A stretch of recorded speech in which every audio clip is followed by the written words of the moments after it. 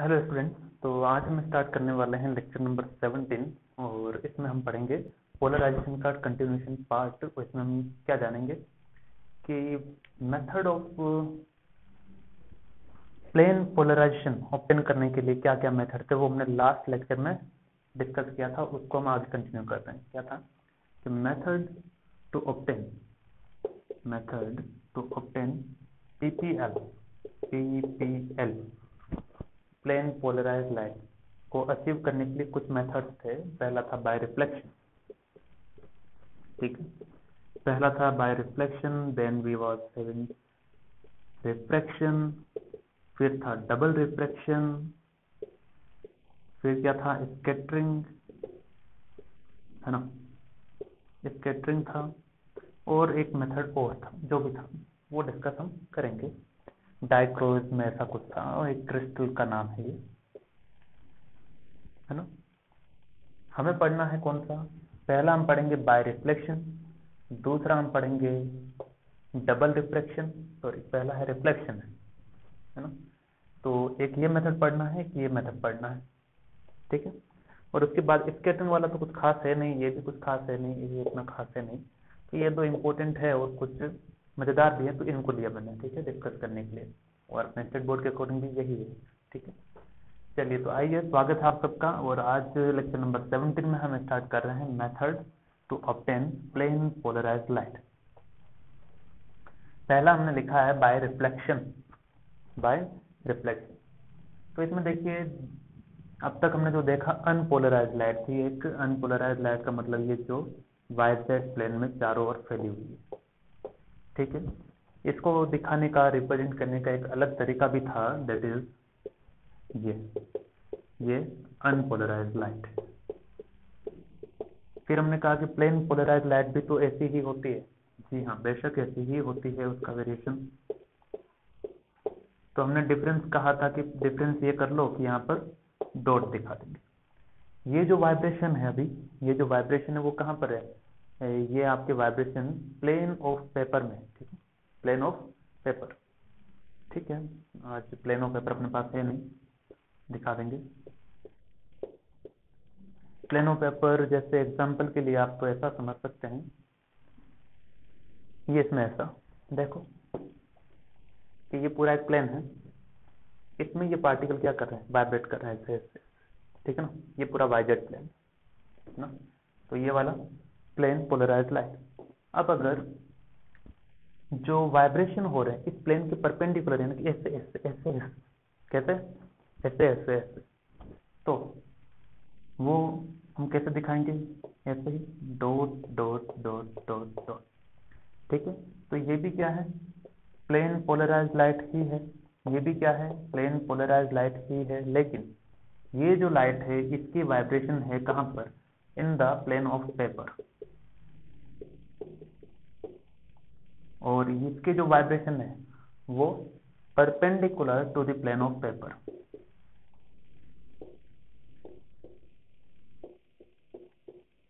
और अगर सारे वाइब्रेशन नहीं मिलते हैं पोलराइज्ड लाइट में, जैसे कि कोई पोलराइज्ड लाइट है, उसमें मिलने थे मुझे 5 वाइब्रेशन, 3 ही मिले, 2 जगह खाली है, इससे क्या कहेंगे? Partially polarized light. तो ये थी पिछले लेक्चर की बातें जो हमने कर ली, है ना। अब हमें बात करनी है रिफ्लेक्शन पर, कि रिफ्लेक्शन के केस में कौन सी नई घटनाएं आ सकती है। तो बेसिकली पोलराइजेशन था क्या? ये था कि अनपोलराइज्ड लाइट को किसी एक पर्टिकुलर डायरेक्शन में भेजना, ठीक है। उस प्रोसेस को हम कहते हैं पोलराइजेशन। काम कौन करता है? पोलराइजर। पोलराइजर एक मटेरियल है जो क्या होता है? सिंथेटिक प्लास्टिक शीट का बना होता है, जिसे हम कहते हैं पोलरॉइड। एग्जाम्पल के लिए पोलरॉइड क्या है? निकोल प्रिज्म, जो अपने सन गॉगल्स हम पहनते हैं कि हाँ रे सनलाइट आ रही है, सन गॉगल्स पहनो, है ना। बहुत लोग पहनते हैं, पहनना भी चाहिए। ओके, साइंटिफिक वे भी है, कुछ फैशनेबल भी है, दोनों यूज है। ओके, तो बाय रिफ्लेक्शन क्या कहना चाहता है कि मान लो एक ट्रांसपेरेंट शीट है अपने पास। क्या है?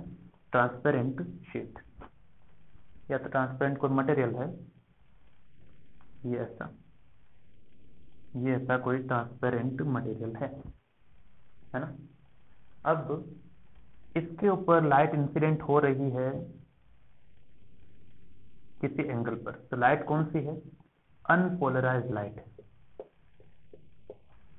ओके, ये लाइट इंसिडेंट होना चाहती है इस ट्रांसपेरेंट मटेरियल पर या ट्रांसपेरेंट सब्सटेंस पर, आप ऐसा कह सकते हैं।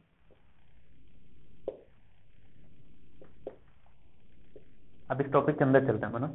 इस ट्रांसपेरेंट सब्सटेंस का रिफ्रैक्टिव इंडेक्स लेट से म्यू है, कितना है? म्यू। अब जब भी कोई रे इंसिडेंट होता है किसी सरफेस पर, तो it always define the angle, incidence angle, कि कितने एंगल पर इंसिडेंट हुआ है, वो नॉर्मल के साथ होता है ना। तो वही चीज हम यहाँ पर भी करेंगे। सबसे पहले एक नॉर्मल बना लेते हैं, ठीक है ना। तो नॉर्मल बना लिया, है ना। चलिए अब वेव को इंसिडेंट करवा देते हैं। थोड़ा तिरछा करना पड़ेगा क्योंकि तिरछा ही आएगा। ये अनपोलराइज्ड लाइट थी, ये किसी एंगल पर इंसिडेंट हुआ। यस, बहुत बेहतर, पहली बार एक ही बार में डायग्राम सही बन गया। चलिए ये इंसिडेंट हो रही थी, ये एरो नहीं दिखाएंगे तब भी चलेगा। Okay, it's a UPL. UPL है ये कितने एंगल पर? लेट्स से थीटा पी मैंने कहा, ये किसी एंगल पर इंसिडेंट हुई, उस एंगल को मैंने कहा थीटा पी। ओके, तब ये कोई एक फिक्स एंगल है, ठीक है ना, एक स्पेसिफिक एंगल है। क्या है इसका रोल? कि जब किसी अनपोलराइज्ड लाइट को एक स्पेसिफिक एंगल थीटा पी पर इंसिडेंट करवाओ, ठीक है, तो क्या होगा कि कुछ पोर्शन तो रिफ्लेक्ट होगा, कुछ पोर्शन जो है रिफ्रैक्शन में चला जाएगा इस मीडियम में। मीडियम चेंज है तो क्या हुआ? रिफ्रैक्शन हुआ। Okay, let me represent it कि ये है रिफ्लेक्टेड मीडियम, तो किसी एंगल पर रिफ्लेक्ट होगा, तो ये थीटा आर कह देता हूं मैं। कौन सा एंगल कह देता हूं? थीटा आर, कि ये थीटा आर है। सही।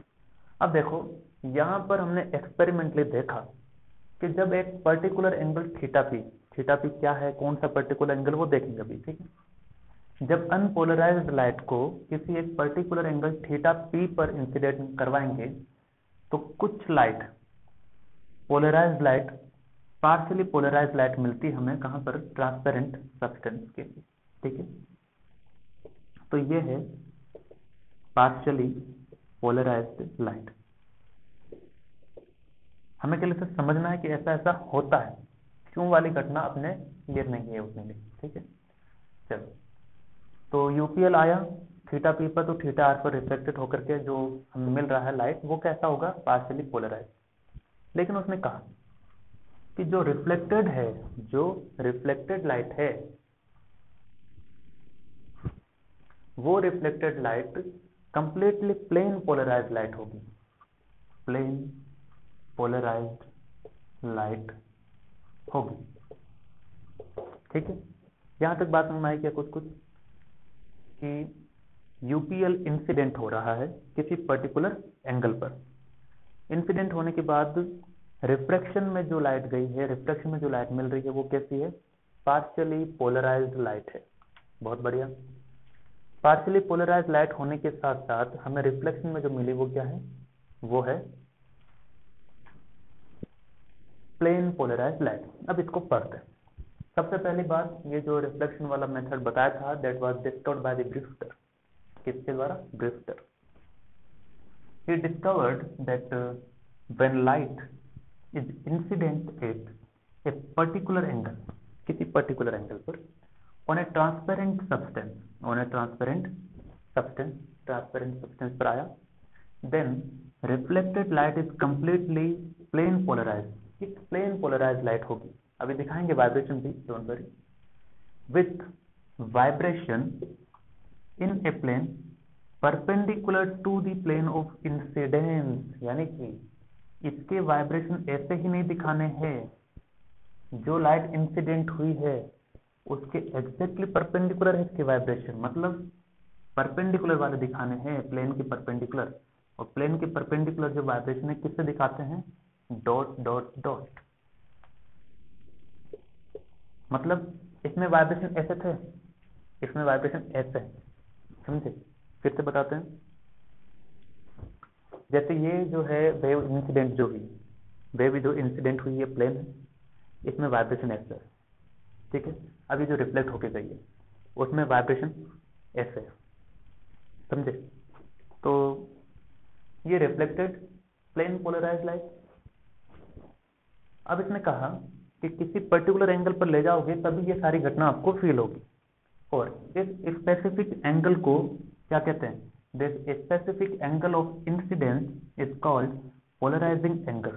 थीटा पी को क्या कहते हैं? That is the polarizing angle. ठीक, तो ये था थीटा पी पोलराइजिंग एंगल।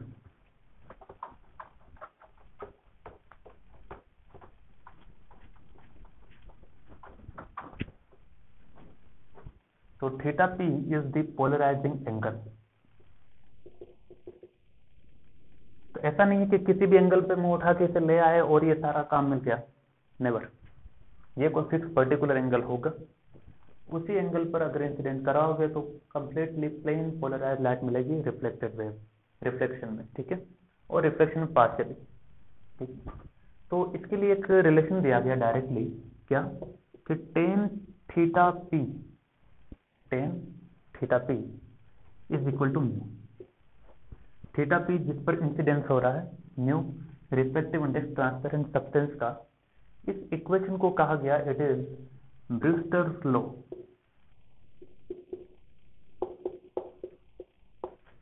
इसी को क्या कहा गया? Brewster's law. वेरी इंपॉर्टेंट, छोटे छोटे क्वेश्चंस के लिए ये इंपॉर्टेंट है ना।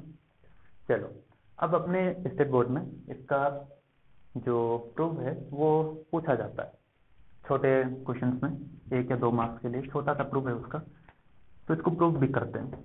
Okay, tan theta P equal to mu को प्रूफ करना है, तो याद रखना tan theta P is equal to mu, इसको प्रूफ करेंगे। चलिए, अब एक सवाल, जहां से ये वेव आ रही है, इंसिडेंट हो रही है, यहाँ पर एयर मीडियम में कुछ नहीं का मतलब क्या है? एयर मीडियम है ना। तो मैं हाल फिलहाल क्या करता हूँ, यहाँ वाले मीडियम का रिफ्लेक्टिव इंडेक्स मान लेता हूँ μ1 है, बाद में कह देंगे एयर है जो भी है, इसका क्या मान लेता हूँ μ2 है, ठीक है। जनरल हमने लिखा था म्यू, बाद में वापस म्यू ले लेंगे, डोंट वरी। अब हम प्रूफ कर रहे हैं, क्या लिखोगे? Proof of Brewster's law. देखना ध्यान से, देखते ही खत्म हो जाएगा। सबसे पहले एक चीज रिकॉल कर लो कि रे ऑप्टिक्स में आपने जो पढ़ा है कि अगर एक रे इंसिडेंट होती है एंगल आई पर, यहाँ मीडियम है μ1, ठीक है, और रिफ्लेक्शन हुआ है इसका किसी एंगल r पर, यहाँ मीडियम है μ2। n1 n2 भी लिख सकते हो, μ1 μ2 भी लिख सकते हो, डजेंट मैटर। तो according to Snell's law, Snell's law, तो स्नेहल नहीं है ये, स्नेल्स लॉ है, ठीक है। तो क्या कहता है ये? μ1 यहाँ पर μ1 sin i is equal to μ2 sin r। ये हमें फॉर्मूला अप्लाई करना है, यूज करेंगे इसका, ठीक है। तो मैंने पहले ही बता दिया, बीच में डर मत जाना इससे कि ये फॉर्मूला आ गया, कहाँ से आ गया भाई, दिन दहाड़े, है ना। चलिए देखो, इसका रिफ्लेक्टिव इंडेक्स मान लिया μ1, इसका मान लिया μ2। अब हमें पता है जिस एंगल पर इंसिडेंट होती है कोई वेव और रिफ्लेक्टेड एंगल r होता है, तो रिफ्लेक्शन का लॉ क्या कहता है? Angle I is equal to angle r। क्या मैं गलत कह रहा हूँ? सही कह रहा हूँ, चाह करके आप गलत नहीं कर सकते मुझे। तो ये भी एंगल क्या होगा? थीटा, है ना, according to law of reflection. बहुत बढ़िया। अब ये एंगल पूरा कितना? 90 है, तो ये एंगल कितना हो गया? 90 माइनस थीटा पी। ओके, फिर से ये एंगल कितना? 90, तो ये थीटा आर है, तो ये कितना हो गया? 90 माइनस थीटा आर। लेकिन ये तो 90 माइनस थीटा पी, देखो ऐसा यहाँ बनाते हैं इसे, ये आया कितना, ठीक से बनाते हैं, ये काफी जूम कर दिया मैंने, 90 माइनस थीटा आर।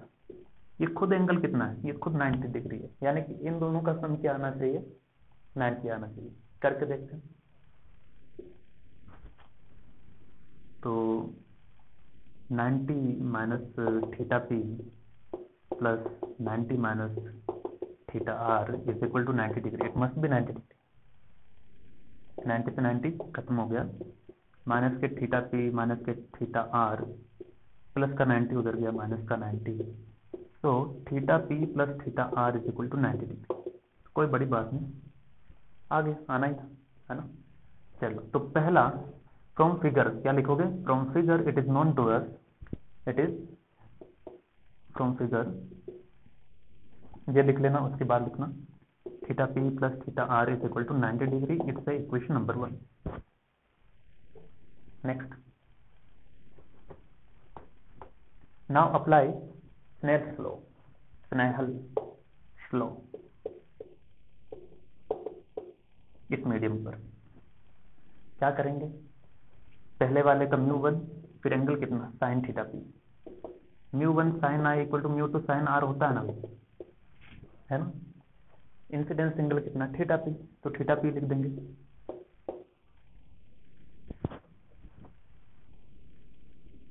तो μ1 sine theta P is equal to R कितना, थीटा आर, है ना, μ2 साइन थीटा आर। चलिए, अब थीटा पी के लिए हमें प्रूव करना ही है, मतलब थीटा आर को हटा देते हैं। तो थीटा आर को अगर हटाया from equation 1, theta R can be written as 90 minus theta P. रख दो यहाँ पर, रख दिया, क्या आ जाएगा, μ1 sine theta P is equal to μ2 sine theta R की जगह 90 माइनस थीटा पी, सही है। और sine 90 minus theta is equal to what, cos theta, है ना। तो μ1 sine theta P is equal to μ2 cos theta P आया। क्या करेंगे अभी, कोस को नीचे ले आते हैं, इसको उधर दे देते हैं।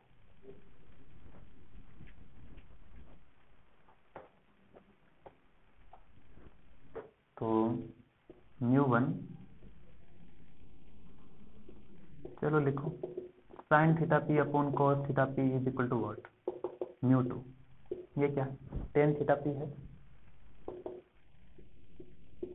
μ2 अपॉन μ1। तो यही तो क्या था, ब्रूस्टर लॉ था, लेकिन हमें तो हजम नहीं हो रहा। Tan theta P equal to mu था। म्यू किसका था यहाँ पर, रिफ्रैक्टिव इंडेक्स, ट्रांसपेरेंट ये सब्सटेंस का था। तो ये μ2 है रिफ्रैक्टिव इंडेक्स, आर आई का मतलब रिफ्रैक्टिव इंडेक्स, मैंने शॉर्ट में लिखा है, और ट्रांसपेरेंट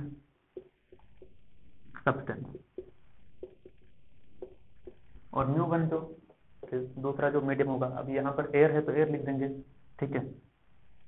तो μ1 सेकेंड मीडियम, या अदर लिख सकते हो जो बचा हुआ है, अदर मीडियम, ओके। तो if μ1 is equal to 1 if medium is air, अगर यहाँ पर हवा है तो μ1 इक्वल टू 1 हो जाएगा, है ना। तो क्या आ जाएगा, ये tan theta P is equal to μ2। तो μ2 वही आ गया, फिर दोनों सेम चीजें, गॉट इट। चलिए, अब अगला इसका एक सवाल कर लेते हैं। सवाल भी लिख लो, ये मिटा देते हैं। मतलब इसमें हमें पता क्या चला, हमें ये पता चला कि ब्रूस्टर ने बताया कि अगर आपको कोई एक सिस्टम दिया, इसका ओवरऑल थिंकिंग समझो कि एक सिस्टम है। अब यहाँ कुछ भी हो सकता है, बकेट हो सकता है, कोई डब्बा हो सकता है, कोई बॉक्स हो सकता है, कुछ भी, है ना। उस पर अनपोलराइज लाइट आई, अगर वो कहता है कि मुझे completely reflected plane polarise light चाहिए, completely reflected plane polarise light चाहिए, तो क्या करूंगा, अप्लाई ब्रूस्टर्स लॉ। है ना। यानी कि ब्यूस्टर ने कहा कि रिफ्लेक्शन आपको रिफ्लेक्शन में कंप्लीटली पोलराइज लाइट मिलेगा if you allow the unpolarized light to incident on a particular angle that is the polarizing angle. ये इसका क्या था, ओवरऑल कंक्लूजन था। Now write a question.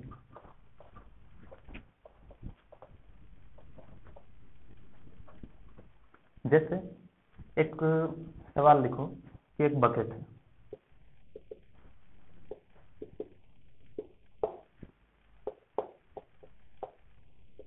Bucket के अंदर एक लिक्विड है और उस लिक्विड का रिफ्लेक्टिव इंडेक्स 1.5 है ना। अब इसके ऊपर अनपोलराइज्ड लाइट इंसिडेंट हुई, so what should be the angle of incidence, है ना। What should be angle of incidence to get completely plain polarized light in reflection. Okay, to get complete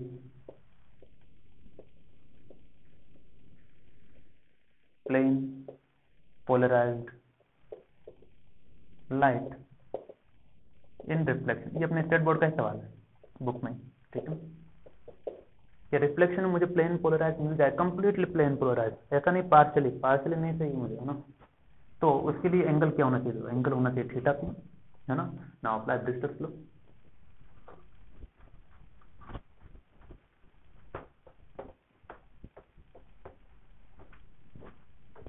तो Brewster's law क्या कहता है कि भाई tan theta p is equal to μ2/μ1। चलो standard ले लिया, है ना। μ2 क्या है, वहां पर जो ट्रांसपेरेंट मेटल का काम कर रहा है यही है बकेट। μ2 कितना दिया, 1.5। μ1 अदर मीडियम हवा है तो μ1 1 लेंगे, बिना के ही हवा है ना। तो μ1 इक्वल टू 1, थीटा p निकालना है तो आंसर 1.5। तो theta p is equal to 10 inverse 1.5। तो ये हो गया भैया, है ना। चलिए ये लिख लीजिए। अगला हम पढ़ते हैं बाय डबल रिफ्लेक्शन। तो अगला है अपना बाय डबल रिफ्लेक्शन। क्या करेंगे इसमें करना है ये कि इसमें भी हम प्लेन पोलराइज्ड लाइट अचीव करने के तरीके ढूंढ रहे हैं ना। तो समय अचीव यही कर रहे हैं, तरीके यही ढूंढ रहे हैं। तो देखो तरीका क्या है। लेट सपोज अपने पास यूपीएल है, यूपीएल मतलब अनपोलराइज्ड लाइट। इसको इंसिडेंट कराओ कुछ क्रिस्टल्स पर, किसी एक क्रिस्टल पर इंसिडेंट करवाना। अब क्रिस्टल कौन कौन सा हो सकता है।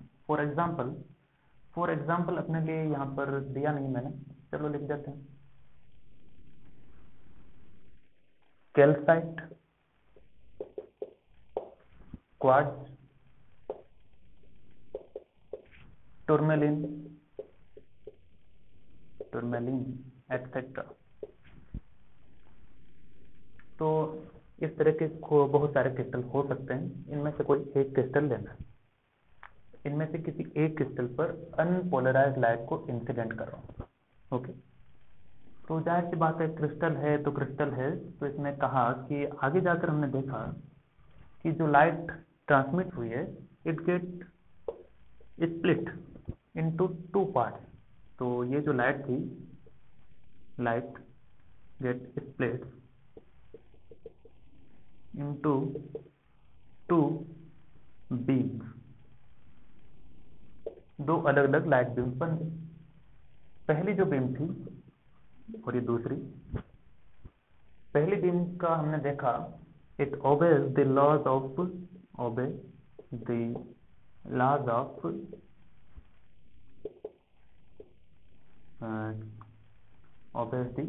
Snell's law of reflection।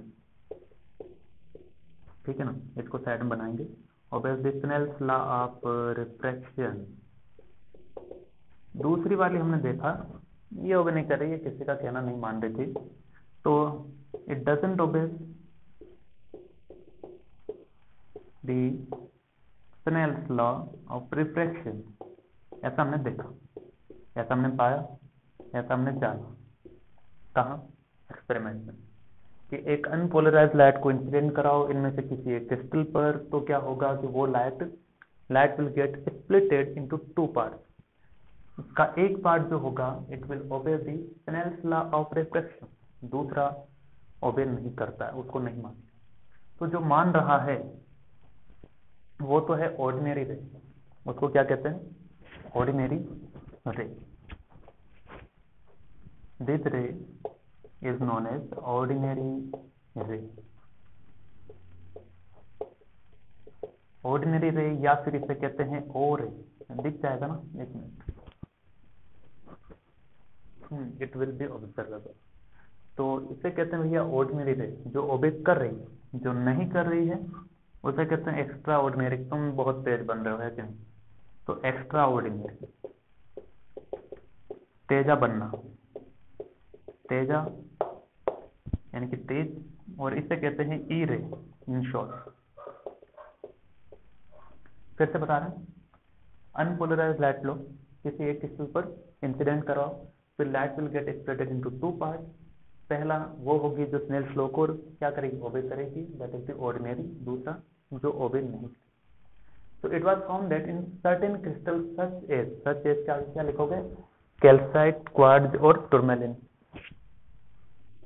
Etcetera, incident UPL light, UPL यानी कि unpolarised light, splits up into two light beams of equal intensities, यानी कि इन दोनों की इंटेंसिटी भी क्या होगी? इक्वल होगी। Intensity I, intensity I. खास बात क्या? खास बात ये कि अगर इसके वाइब्रेशन जो है ऑर्डिनरी रे के, वो अगर प्लेन में है, वो अगर प्लेन में है, तो प्लेन में है तो ऐसा दिखा दूं,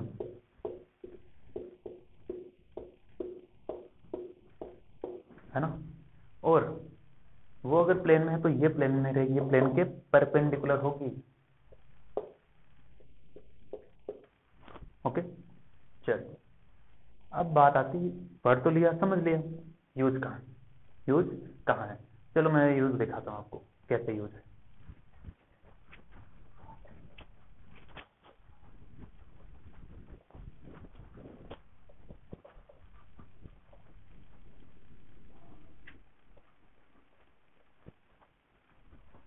तो देखना कि मान लो कि ये पेन जो है इसको मैंने यहाँ सरफेस पर रखा हुआ है, ठीक है? सरफेस पर रख दो, जमीन पर रख दो, कहीं पर। एक कैल्साइट मैंने क्रिस्टल लिया, ठीक है? क्या लिया? कैल्साइट क्रिस्टल लिया। जस्ट लाइक, कैसे देखो, क्रिस्टल आप समझ सकते हैं, you can imagine prism type कुछ भी, है ना? प्रिज्म के थ्रू देखूंगा, ऐसे प्रिज्म के थ्रू देखूंगा, एक में तो दिखेगी ही दिखेगी, लेकिन दूसरी भी दिखेगी, इसके जस्ट बगल में, जस्ट ऊपर नीचे। आपने देखा होगा ना, apparent depth, real depth, apparent height, ऐसा कुछ है ना, कि थोड़ी सी ऊपर उठी दिखती है, थोड़ी सी नीचे, क्यों? Due to reflection. और यहाँ क्या हो रहा था? डबल रिफ्लेक्शन, यानी कि ये ऐसा क्रिस्टल रहा होगा, ठीक है? यहाँ से अनपोलराइज्ड लाइट आई होगी, ठीक है? तो वास्तव में जो इमेज बनी वो तो बनी ही होगी, उसके ऊपर या नीचे भी दिखेगा। ये बनती क्यों दो? That is because of the two rays. पहला बनता है इमेज ई रे के कारण, मतलब ई रे या ओ रे, कोई से भी हो सकता है, एग्जाम्पल के तौर पर बता रहे हैं। तो दूसरा बनता है ओ रे के कारण। So this is why when an object is seen through this crystal we usually see two images of an object. इसको फील करवाने के लिए मैंने थंबनेल वही डाला है लेक्चर का, जो आपको इसमें इमेजिनेशन करने में आसानी होगी। तो थंबनेल देख लेना इसका, लेक्चर का। मैंने दिखाया है कि दो इमेज कैसे दिखती है ना। चलिए, तो ये हुआ डबल रिफ्रैक्शन से। अब हम पढ़ते हैं मेलस लॉ। ओके, तो intensity of the light emerging from A Polaroid. देखते हैं क्या है ये कहानी पोलरॉइड की। ये ऐसा है कि हमने एक प्लेन पोलराइज लाइट लिया। कैसा लिया है? प्लेन पोलराइज लाइट, मतलब उसकी वाइब्रेशन पहले से किसी एक पर्टिकुलर डायरेक्शन में है। ओके, तो लेट्स से ये ऐसा है कि ये प्लेन पोलराइज लाइट है और इसके सारे वाइब्रेशन अप एंड डाउन, यानी कि ऐसे, ठीक है, सारे वाइब्रेशन ऐसे एक ही डायरेक्शन ऐसे ही जा रहे हैं। बहुत बढ़िया। तो ये है कोई प्लेन पोलराइज्ड लाइट। अब मुझे कहा गया कि इसके वाइब्रेशन का जो एम्पलीट्यूड है, यानी कि वाइब्रेशन ऐसे कर रहा होगा ना, ये ऐसे कर रहा होगा, ये जो एम्पलीट्यूड है ए है, एटीट्यूड नहीं एम्पलीट्यूड कहा मैंने, तो ये है एम्पलीट्यूड ए। तो इनके वाइब्रेशन का एम्पलीट्यूड क्या है, ए है। तो मुझे बताओ इंटेंसिटी क्या हो जाएगी, intensity is directly proportional to a square, है ना। तो प्लेन पोलराइज्ड लाइट जो अपने पास है उसकी intensity is directly proportional to a square, ठीक है। अब प्रोपोर्शनलिटी साइन हटाएंगे तो कोई कांस्टेंट के आएगा, तो आई नॉट इक्वल टू के ए स्क्वायर, ठीक है। तो ये हो गई इंटेंसिटी किसकी, प्लेन पोलराइज्ड लाइट की, ठीक है। अब ये प्लेन पोलराइज्ड जो लाइट है वो इंसिडेंट हो रहा है किस पर, पोलरॉइड्स पर। तो पोलरॉइड्स को दिखाते हैं, ये पोलरॉइड्स हो गया ऐसा, तो पोलरॉइड्स को दिखाते हैं। पोलरॉइड्स क्या करते हैं, पोलरॉइड्स आपको पोलराइजेशन करके देंगे इसका भी। तो प्लेन पोलराइज्ड लाइट की हम बात कर रहे थे, ये इंसिडेंट हुआ है, इसका एम्पलीट्यूड ए है, इंटेंसिटी ये है ना। अब यहाँ पर एक पोलरॉइड है, पोलरॉइड क्या करेगा, पोलरॉइड वर्क करेगा पोलराइजर का, यानी कि पर्टिकुलर एक डायरेक्शन में इंक्लाइन करेगा या रखेगा या कन्फाइन करेगा, रेस्ट्रिक्शन करेगा, ठीक है। अगर मान लो कि ये कहता कि मैं वही वाइब्रेशन को अलाउ करूंगा जो केवल वर्टिकल है, तो सभी के सभी वाइब्रेशन मिल जाते, है ना, तब तो कोई चिंता की बात ही नहीं थी, है ना। लेकिन ऐसा नहीं हुआ, जीवन इतना आसान नहीं था इसका। क्या हुआ कि इसका जो ट्रांसमिशन एक्सिस है वो कुछ एंगल पर था, ये ऐसा, यानी कि ये कह रहा है कि अब जो इस तरह आएगा, मतलब जो इंक्लाइंड है इतना, कितना इंक्लाइंड होगा उसी को पास करूंगा। अब ये तो सीधे हैं बेचारे, और ये ट्रांसमिशन एक्सिस इसका तिरछा है, ठीक है। तो ये ट्रांसमिशन एक्सिस है। अब दुविधा हो गई कौन कौन जाएगा, है ना। मान लो पहले ये ए एम्पलीट्यूड वाला आया, ठीक है, ट्रांसमिशन एक्सिस कह रही है जो तिरछा है वो उसी को भेजूंगी। ये आया, इसने कहा कि मेरे तो भाई एम्पलीट्यूड ए है मेरा और मेरा वाइब्रेशन सीधा है ऐसा, तो इसने कहा ठीक है आओ देखते हैं क्या होता है। देखा तो ये एम्पलीट्यूड वाला वाइब्रेशन आया, एंगल हुआ दोनों के बीच में कितना, थीटा। तो इसने कहा कि एक काम कर सकते हैं क्या, कि तुम्हारा कंपोनेंट है कुछ इधर मेरी तरफ कितना, ए कोस थीटा, दूसरा ए साइन थीटा।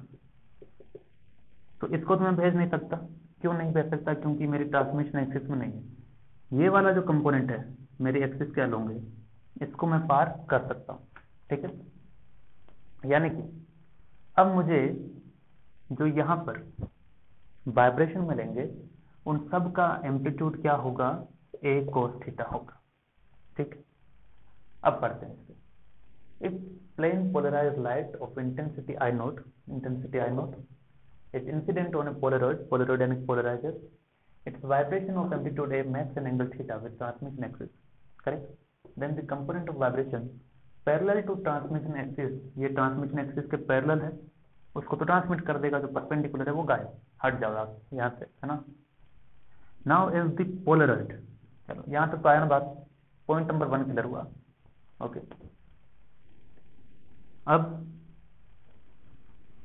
अब अगर ये पूछे कि यहाँ पर जो वाइब्रेशन आपको मिले हैं, है ना, इनका एम्पलीट्यूड क्या है, ए कोस थीटा, ठीक है ना। मैंने एग्जांपल के लिए बना दिया कि ए कोस थीटा वाले वाइब्रेशन कुछ ऐसे दिखते होंगे। तो मुझे बताओ इनकी इंटेंसिटी क्या होगी, इनकी इंटेंसिटी आई नोट तो होनी चाहिए, क्योंकि इसका एम्पलीट्यूड ए था, इसका तो ए है नहीं। तो देखें एम्पलीट्यूड है ए कोस थीटा, यही मिल रहा, मैं तो ऐसा आंसर मिल नहीं रहा। तो नई इंटेंसिटी जो होगी, लेट्स से आई कह देते हैं क्योंकि पहले आई नोट थी, तो I naught will be directly proportional to amplitude का स्क्वायर। एम्पलीट्यूड कितना है, ए कॉस थीटा, है ना। तो क्या आ जाएगा, directly proportional to a square cos को थीटा, है ना। चलो इसको भी मिटा दिया, सब कुछ मिटा दिया।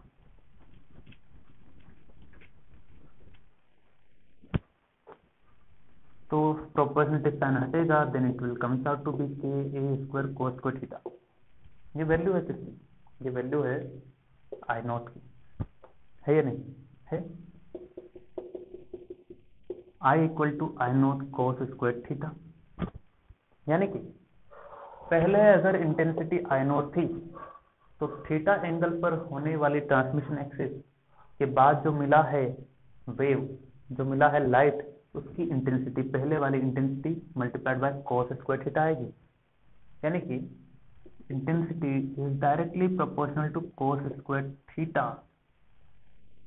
इंपॉर्टेंट, आई नॉट तो कांस्टेंट है ना, स्टार्टिंग वाली तो फिक्स होगी। इसी को क्या कहते हैं, मेलस लॉ कहते हैं, मेलस लॉ, समझे। तो चाहे ये कहो या ये कहो, दोनों चीजें सेम है। यूज हमारे लिए ये होगी ज्यादा, ठीक है, कहने के लिए। कुछ बुक्स डायरेक्ट मेलस लॉ लिख करके ये छाप देती है, ये रीजन देते हैं, है ना। तो रीजन ये था कि एम्पलीट्यूड ऐसा ऐसा होता है।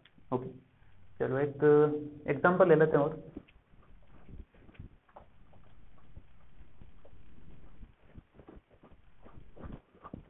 जैसे एक प्लेन पोलराइज लाइट आ रही है, ठीक है, यहाँ पर एक क्रिस्टल रखा, ये क्रिस्टल है कुछ, है ना। क्रिस्टल का मतलब पोलराइड है, पोलराइड क्रिस्टल ही तो वर्क करता है, तो पोलराइड है ना। इसकी ट्रांसमिशन एक्सिस कुछ एंगल पर है, θ1 पर। कितने एंगल पर, लेट्स से θ1 पर, ये एम्पलीट्यूड ए आ रहा है। तो बताओ नई जो इंटेंसिटी यहाँ मिलेगी उसका क्या होगा, intensity I equal to I naught cos square θ1। सही है ना, सही कहा मैंने, है कि नहीं, तो हम गलत कह रहे हैं, नहीं गलत कह रहे। चलो एक और एग्जांपल लो।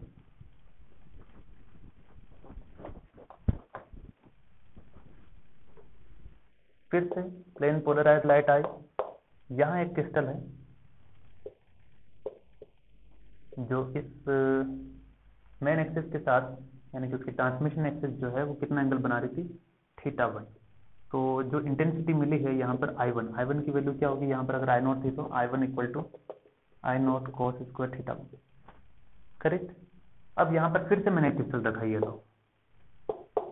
अब ये जो क्रिस्टल है, ये जो क्रिस्टल है पहले वाले क्रिस्टल के साथ θ2 एंगल बनाता है, यानी कि इसकी ट्रांसमिशन एक्सिस कुछ ऐसे थी और पहले वाले की कुछ ऐसे थी, इन दोनों के बीच में एंगल कितना, θ2।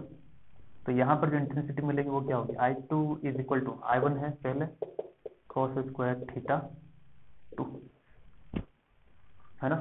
चलिए मिटा देते हैं। अब बात आती है कि ये तो सर प्लेन पोलराइज लाइट की बात हो रही थी, what about UPL, unpolarize light, तो उसकी भी चर्चा हम कर लेते हैं, उसे भी पीछे नहीं रखेंगे।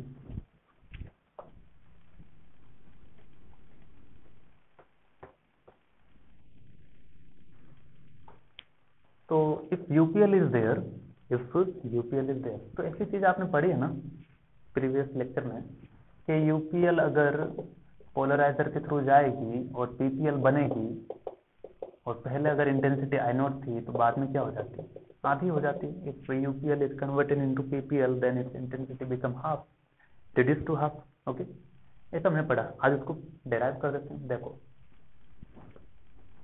ना, इतनी देर तक हम प्लेन पोलराइजेशन लाइट ले रहे थे, अब मैं लेता हूँ UPL, ठीक है। UPL यानी कि चारों ओर है ना। UPL को इंसिडेंट करवाया किसी क्रिस्टल पर, कैसा भी क्रिस्टल है ना, किसी क्रिस्टल पर करवाया। अब देखना, ये तो UPL है। प्लेन पोलराइज लाइट में क्या था कि सीधा हम एम्पलीट्यूड देख लेते कितना एंगल बन रहा है, यहाँ किसका देखोगे, ठीक है।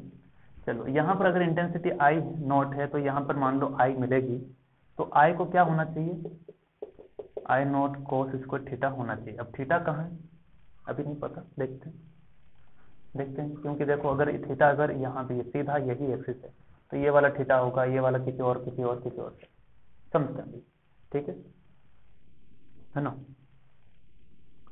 तो अब थीटा की वैल्यू हमें वास्तव में पता ही नहीं है। क्यों नहीं पता है, क्योंकि ये जो यूपीएल लाइट है वो खुद वेरी कर रहा है 0 से 2 पाई, है ना। तो फिक्स थीटा में कैसे बताऊं, है ना, हर बार चेंज होगी चीजें। तो हम क्या करते हैं, we go for average value, है ना, average value of cos square theta between 0 to 2 pi. क्यों, क्योंकि as UPL is distributed in between 0 to 2 पाई, है ना। 0 से 2 पाई में क्या है, फैला हुआ है, इसलिए हम 0 से 2 पाई के बीच में इंटेंसिटी फाइंड करने के लिए कोस स्क्वायर थीटा का एवरेज निकाल दे रहे हैं। तो I equal to I naught cos square theta average, average का सिंबल यही होता है। चलो अब हम बात करते हैं भाई एवरेज कैसे निकालें। ये शॉर्टकट से बता रहा हूं मैं। देखो कोस थीटा की वैल्यू होती है -1 से +1। क्या कोई गलत कहा, नहीं, सही एकदम। तो कोस स्क्वायर थीटा की वैल्यू कहां से होगी, कोस स्क्वायर मतलब पॉजिटिव -1 का स्क्वायर, कितना हो गया, 1 हो गया, 1 हो गया ना, हाँ 1 हो गया, -1 का स्क्वायर टू 1, तो 1 to 1 हो गया। हाँ मतलब चमक नहीं रहा है, चलो ग्राफ से चमकते हैं। देखिए कोस थीटा की वैल्यू -1 से +1, सही। कोस स्क्वायर थीटा देखो, -1 का स्क्वायर तो 1 हो ही गया, मतलब ये भी पॉजिटिव हो जाएगा, सही। लेकिन 0 तो रहेगा ना, 0 से 1, ओके, 0 to 1। अब देखो हमें कोस स्क्वायर थीटा का एवरेज वैल्यू निकालना है, तो क्या करेंगे, initial plus final divide by 2, कितना आ गया एवरेज वैल्यू 1/2। तो इसकी जगह क्या लिख दूं, 1/2। तो देखो यूपीएल इंसिडेंट होता है पोलराइड पर, तो इंटेंसिटी बिकम हाफ, आया कि नहीं, आ गया। तो हमें यहाँ से ही पता चल गया कि यूपीएल को इंसिडेंट करवा दो पोलराइड पर, तो इंटेंसिटी क्या हो जाएगी, आधी आधी आधी, 3 बार आधी बताया मैंने, ठीक है। तो ये काफी इंपॉर्टेंट है कि आधा हो जाता है। अब एक सवाल लेते हैं और फिर फाइनल टचअप हो जाएगा इसका।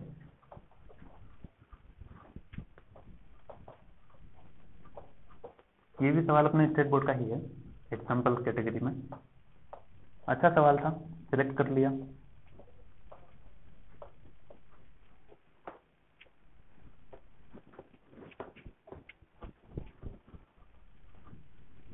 देखो दो कंसेप्ट काम में आएंगे। पहला, अगर यूपीएल को इंटेंसिटी आई नॉट है, फिर पोलराइड से भेज दिया और इसकी इंटेंसिटी क्या मिलेगी, I0/2, यहाँ पर है पीपीएल, ठीक है ना, और ये पोलराइजर है, पोलराइजर कहो या पोलराइड कोई फर्क नहीं पड़ता। I0 इंटेंसिटी की गई, पोलराइजर के थ्रू आधी हो जाएगी, है ना। अगला दूसरा, पीपीएल अगर जाए पोलराइड के थ्रू, तो ट्रांसमिशन एक्सिस के साथ एंगल बनता है, ठीक है। तो यहाँ पर अगर इंटेंसिटी I0 है, तो यहाँ पर क्या जाएगी, I0 cos स्क्वायर थीटा, इसे कहते हैं मेरस लॉ, ओके। देखना, मान लो अपने पास एक यूपीएल है, मान लो, मानने में क्या जाता है, सवाल अच्छे से समझना कि एक यूपीएल है, यूपीएल इंटेंसिटी इसकी I0 है, ये एक पोलराइजर के थ्रू गया P1, पहला पोलराइजर है ये कौन सा, P1। तो यूपीएल के लिए कोई एंगल वगैरह का रोल ही नहीं है, सीधा है कि पोलराइजर के थ्रू जाएगा तो पीपीएल मिलेगा, राइट, पीपीएल मिला है, पीपीएल मिला है, बट ऑफ इंटेंसिटी हाफ, ठीक है, तो इसकी इंटेंसिटी हाफ है ना। मैं I1 लिख देता हूँ, I1 लिख देता हूँ। तो I1 हमें पता है आधा है ना। चलिए, अब पीपीएल को तो मैं दिखा सकता हूँ ग्राफ बनाकर, ग्राफ क्या वेरिएशन दिखा करके, है ना। वेरिएशन क्या कि ये पीपीएल है, मतलब ऐसा ही तो है ना, कि पर्टिकुलर किसी प्लेन में वाइब्रेशन है, कन्फाइंड वाइब्रेशन। एक पोलराइजर P2 मैंने दूसरा लिया, ओके। अब ये जो है इस वर्टिकल एक्सिस से θ1 एंगल पर इसकी ट्रांसमिशन एक्सिस है। कितने एंगल पर? θ1 पर ये ट्रांसमिशन एक्सिस।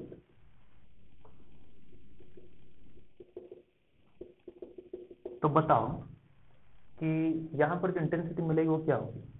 यहां पर जो इंटेंसिटी होगी बच्चों I2, पहले वाली इंटेंसिटी I1 है, cos स्क्वायर θ1। तो I2 is equal to I1 cos square θ1। Okay, तो I2 ही लिख देता हूं मैं केवल, कि यहां पर जब हमें लाइट मिली है वो I2, इंटेंसिटी चेंज हुई है बस, बाकी प्लेन पोलराइज लाइट ही है अभी ना। एक पोलराइजर तीसरा लिया। अब पहले वाले पोलराइजर की ट्रांसमिशन एक्सिस और इसकी ट्रांसमिशन एक्सिस, तो पहले वाले की तो ये रही और इसकी ट्रांसमिशन एक्सिस ये रही। ट्रांसमिशन एक्सिस के बीच में एंगल है θ2।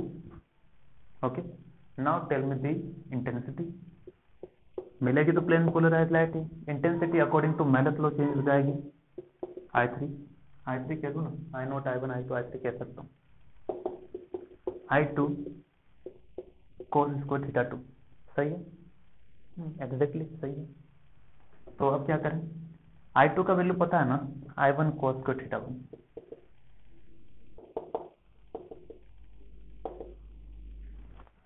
तो बीच में लिखते हैं फिर मजा आएगा।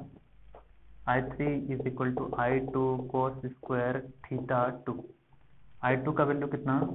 I1 cos square θ1, I1 cos square θ1 cos square θ2। I1 का वैल्यू कितना? I0/2।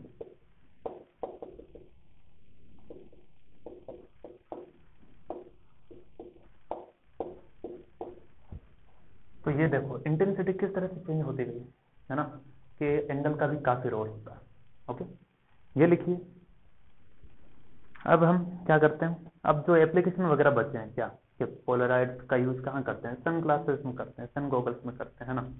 स्केटरिंग वाला जैसे होता ना, कि सन स्काई जो है, स्काई का कलर हमें ब्लू दिखता है ड्यू टू स्केटरिंग, या फिर ऐसा भी कह सकते हैं कि वो जो लाइट रिफ्लेक्ट कर रहा है वो क्या है, ब्लू कलर का है ना। किसी भी ऑब्जेक्ट का कलर वही दिखता है जिस कलर का वेवलेंथ वो एमिट करता है। वो छोटी छोटी थ्योरेटिकल बातें थी, उनको मैंने नहीं लिया।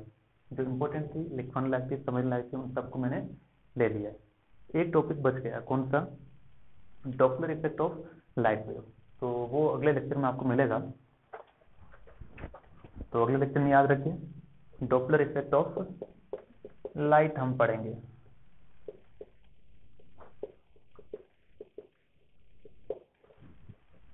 ओके, तो वो लास्ट लेक्चर होगा अपना वेव ऑप्टिक्स का। अब इसके एप्लीकेशन यूज थ्योरेटिकल पॉइंट है, बुक में से पढ़ लेना, है ना।